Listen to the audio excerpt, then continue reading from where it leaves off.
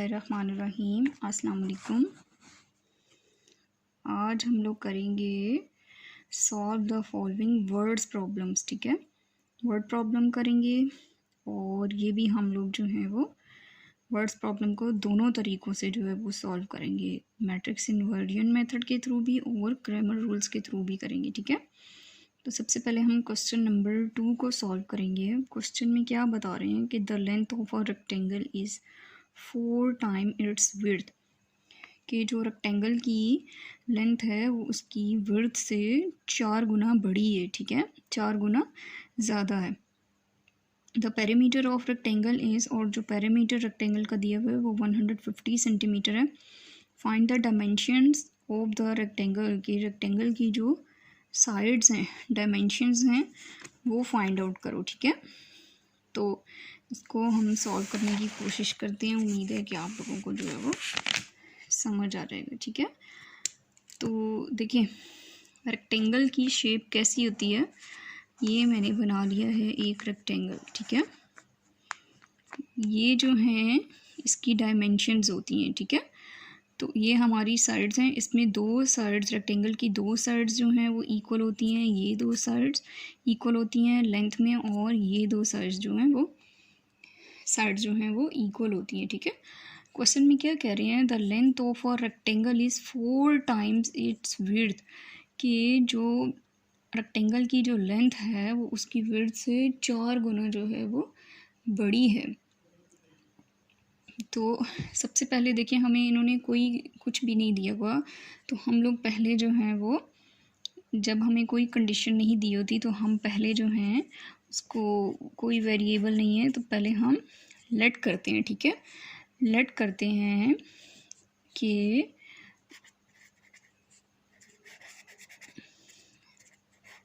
Length of rectangle,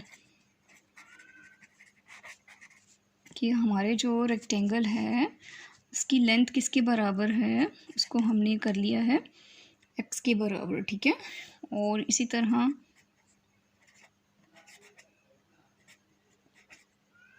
width of rectangle, width of rectangle हमने y के equal कर लिए। ठीक है, अब according to the condition of question, के क्वेश्चन में वो हमें क्या कह रहे हैं कि जो हमारी लेंथ है वो हमारी विड्थ से जो है वो 4 गुना बराबर ज़्यादा है। ठीक है, तो हम क्या लिखेंगे, according ACCORDING, according to the, ठीक है, according to the condition, according to the condition of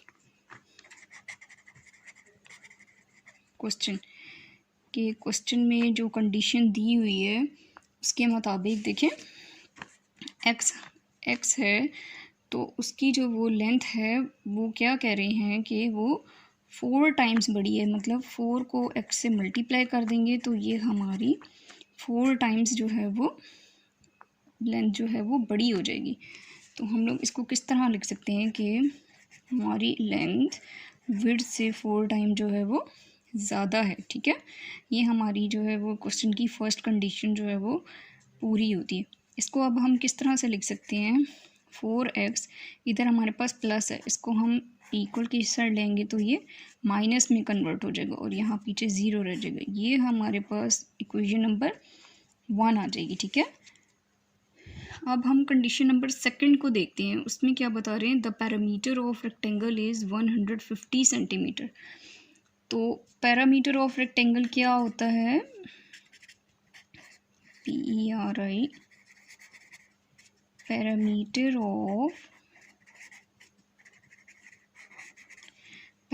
of rectangle. ठीक है, पैरामीटर ऑफ रेक्टेंगल का फॉर्मूला होता है 2 multiply by LENGTH, length plus width. ठीक है, ये फॉर्मूला है पैरामीटर ऑफ रेक्टेंगल का। अब देखिए पैरामीटर उन्होंने हमें दिया हुआ है क्वेश्चन में 150, तो पैरामीटर ऑफ रेक्टेंगल के नीचे हम लोग लिख देते हैं 150, 2 हमारा एज इट इज़ आ जाएगा। इसके बाद मल्टीप्लाई का साइन लगा दिया और लेंथ हम लोगों का क्या था x प्लस और विड्थ हम लोगों ने क्या लटकी हुई थी y, तो ये y कर दिया हमने।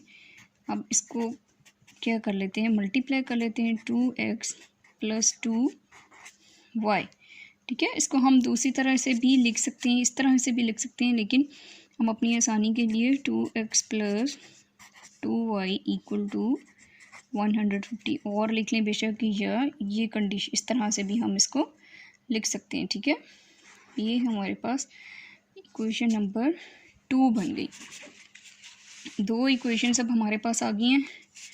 दोनों इक्वेशंस को मैं इकट्ठा करके यहाँ पे लिख देती हूँ, ठीक है। 4x minus y equal to 0, 2x plus 2y equal to 150। ये दो इक्वेशंस आई हैं, इक्वेशंस आ गई हैं। इनको अब हम मैट्रिक्स की फॉर्म में लिख लेंगे। 4 यहाँ कुछ नहीं है तो इसका मतलब है कि -1 2 और 2, ठीक है। और वेरिएबल हमारे पास क्या है x and y equal to, और हमारे पास 0 और 150, ठीक है। ये हमने हमेशा जो e का नाम दिया इसको हमने x का नेम दिया और इसको हमने b का नेम दिया, ठीक है। अब ये हमारे पास वो मैट्रिक्स की फॉर्म बन गई है, ठीक है, जिससे हम आगे क्वेश्चन को सॉल्व कर सकते हैं।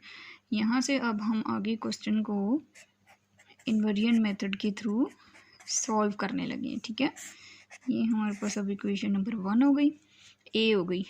अब हम क्या करेंगे, सबसे पहले determinant of A find out करते हैं कि हम क्वेश्चन आगे सॉल्व कर सकते हैं कि नहीं। 4 -1 2 एंड 2, ठीक है। डायगोनल को मल्टीप्लाई करते हैं 2 4 मल्टीप्लाई बाई 2 -1 मल्टीप्लाई बाई 2, 4 2 ज़र 8 माइनस माइनस प्लस 2 1 ज़र 2 10 not equal to 0, it is non singular. It's mean कि हम आगे क्वेश्चन को सॉल्व कर सकते हैं, ठीक है। अब हम क्या करते हैं, हमें पता है कि ए इनवर्स के लिए हमें adjoint of A find out करना होता है और डिटर्मिनेंट ऑफ ए हम फाइंड आउट कर चुके हैं। Adjoint of A find out करते हैं, ठीक है। Adjoint of A find out करने के लिए आपको पता है कि डायगोनल वाली जो एंट्रीज हैं उनको हम क्या कर देते हैं, चेंज कर देते हैं उनकी। 2 को देखिए मैं ऊपर ले गई, 4 को नीचे, और जो ये एंट्रीज हैं इनके साइन चेंज कर देते हैं, +1 और -2। ये हमारा एडजॉइंट ऑफ ए आ गया, ठीक है। अब हम क्या करते हैं, put values in equation A, ठीक है। इक्वेशन ए क्या है, x equal to A inverse और b। x की जगह पे हम x and y put out कर देते हैं, इसकी जगह पे हम adjoint of A divided by determinant of A put करेंगे, ठीक है। तो एडजॉइंट ऑफ ए हमारा क्या है 2 1 -2 4, डिटर्मिनेंट ऑफ ए 10 था, और बी मैट्रिक्स क्या है हमारा, ये देखिए 0 150, 0 और 150। इसको अब हम ऐसे लिख देते हैं 1/10 को अलहदा और दूसरे मैट्रिक्स को इस तरह से लिख देते हैं यूँ, ठीक है। अब हम क्या करते हैं, इनको सिंपली मल्टीप्लाई कर देते हैं। मल्टीप्लाई किस तरह से करते हैं, देखें, फर्स्ट रो और सेकंड मैट्रिक्स का फर्स्ट कॉलम, 2 मल्टीप्लाई बाई 0, अब प्लस का sign, 1 multiply by 150 square bracket close, फिर -2 मल्टीप्लाई बाई 0 प्लस का साइन, 4 मल्टीप्लाई बाई 150, ठीक है। इस तरह से हो गया। अब हम क्या करेंगे, नेक्स्ट पेज पे 1/10, 2 0 ज़र 0, प्लस 150 वन ज़र 150 हो गया। और ये देखें क्या है फिर -2 ज़ीरो ज़र 0 और 4 मल्टीप्लाई 150 600 हो गया। ठीक है, तो अब 150 और 600 बाहर 1/10 एज इट इज़ है। 1/10 को अंदर ले जाते हैं। 150 डिवाइडेड बाई 10, 600 डिवाइडेड बाई 10। देखिए ये ज़ीरो कट गया, ये ज़ीरो कट गया। ठीक है, हमारे पास क्या हो गया 15 और 60 बच गया। ठीक है, x और y ये चलता जा रहा था। ठीक है, तो x equal to 15 y equal to 60। ये हमारा जो है वो इन्वर्जन मेथड के थ्रू जो है वो क्वेश्चन सॉल्व हुआ है। ठीक है, अब उन्हीं दो इक्वेशंस को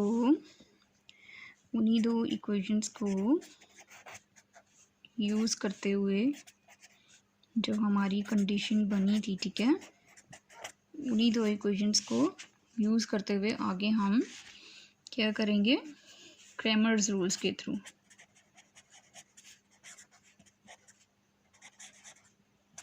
ठीक है, क्रैमर्स रूल्स के थ्रू जो है वो क्वेश्चन को स्टार्ट करते हैं।